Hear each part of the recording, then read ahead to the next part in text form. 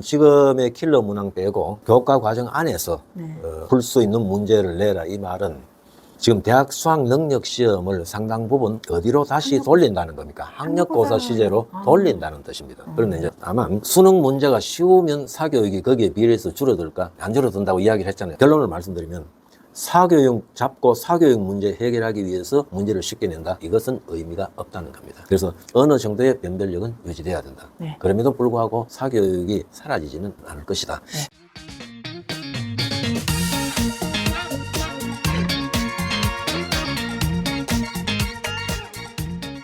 선생님, 정부의 그런 킬러 문항 배제라는 발표 이후로 그 수험생과 학부형들은 굉장히 불안하게 하루하루를 보내고 있을 것 같은데요. 그러면 뭐 준킬러 문항이 많이 나온다는 등 말이 굉장히 많잖아요. 예. 그런 문제에 대해서 선생님이 이번에 쓰신 칼럼에 대해서 얘기를 조금 나눠보도록 하겠습니다. 이 칼럼은 그 문제를 겨냥해서 또는 그런 부모님들의 불안한 심리나 학생들에게 도움이 되고자 쓰신 것 같은데요. 예. 네. 그 칼럼 제목이 뭐죠? 제목이 기본에 충실하면 걱정할 필요 없다. 예, 사실 여기에 모든 답이 다 있습니다. 이 문제를 대답하기 위해서 우리가 이 입시사를 조금 돌이켜보죠. 저 앞에 예비고사, 본고사는 빼고 대학 수학 능력 시험이 언제 도입됐습니까? 1994년으로 94학년도. 네, 학년. 우리가 시험을 친 해는 1993년이죠. 그때는 2번을 쳤습니다.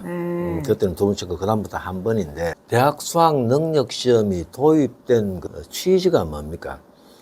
학력고사가 너무 주입식 수업과 맹목적 암기로 흐르기 때문에 학생들의 사고력과 창의력을 죽인다.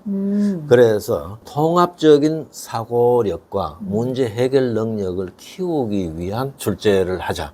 공부도 그렇게 유도하자. 그렇게 해서 대학 수학 능력 시험이 도입됐거든요. 그 대학 수학 능력 시험이 도입되고 난 뒤에 어떤 문제가 발생을 했습니까? 우리가 앞에서도 한 차례 다룬 적이 있지만 학력고사 시절에는 학교에서 가르치는 교과서와 참고서를 열심히 본 학생은 학력고사 점수도 거기에 비례해서 나오는 경우가 많았거든요. 근데 수능의 경우는 어떻게 보면 IQ 테스트 같고 어떤 문제는 내신 성적이 좋아도 수능이 거기에 비례해서 안 나오는 학생도 있거든요. 그게 그 수능 시험의 원래 취지입니다. 통합적 사고력을 중시하기 때문에 이 통합적 사고력이 중시되고 있는데 지금의 킬러 문항 빼고 교과 과정 안에서 풀 수 있는 문제를 내라, 이 말은 지금 대학 수학 능력 시험을 상당 부분 어디로 다시 돌린다는 겁니까? 학력고사 시제로 돌린다는 뜻입니다. 수능 시험은 교과서에 있는 개념을 두고 교과서 밖의 지문이나 이런 걸 끌어와서 그 교과서에서 이야기하고 있는 개념을 거기 적용하고 응용하는 테스트를 할 수 있지 않습니까? 네네. 지금 말하는 교과 과정 안에서 출제하라는 말은 개념도 가능하면은 교과 과정 안에 제시된 그 안에서 묻고 답하라, 이런 쪽으로 더 가깝죠. 네.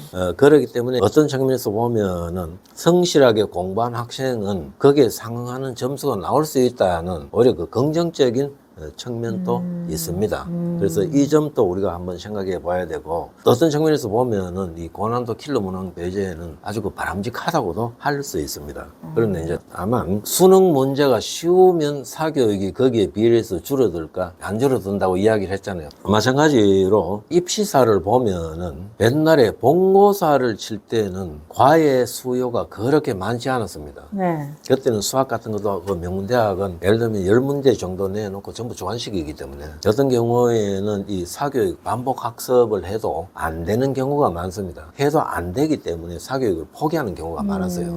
그러나 학력고사 체제가 도입되면서 그 교과 내용안을 거듭 반복해서 달달 외고 충분히 연습을 하면은 거기에 비례하는 성적이 나왔기 때문에 과외 수요가 폭발적으로 증가한 겁니다. 그래서 시험이라는 것은 아직도 그 선발고사의 성격을 갖고 있기 때문에 이게 자격시험이 아니잖아요.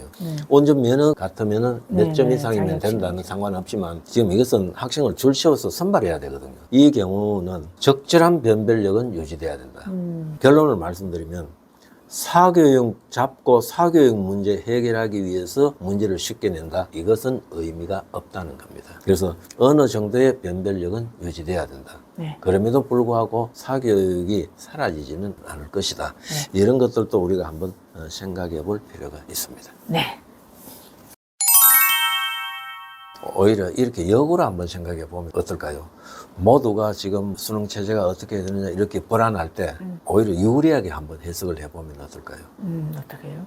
아무래도 원래는 교과서적인 기본 개념과 기본에 충실한 문제가 나오지 않겠습니까? 네. 그렇다면 실제로 학교에서 배우고 있는 것을 잘 개념을 이해하고 정리하면은 오히려 다른 어떤 기상천외한 문제로 내 운명이 바뀔 수 있다. 이런 불안감을 더 떨쳐버릴 수 있잖아요. 네네. 이럴 때일수록 기말 시험 끝나고 8월 말 한 9월 초까지 교과서적인 기본 개념을 철저하게 이해하면서 다시 읽어주면 좋겠다. 다시 정리를 하면 기본 개념만 잘 이해를 하고 정리가 돼 있으면 어떤 문제가 나와도 나는 다 해결할 수 있다. 더 불안해할 필요가 없잖아요. 네. 교과 내용 안에서 오니까. 네.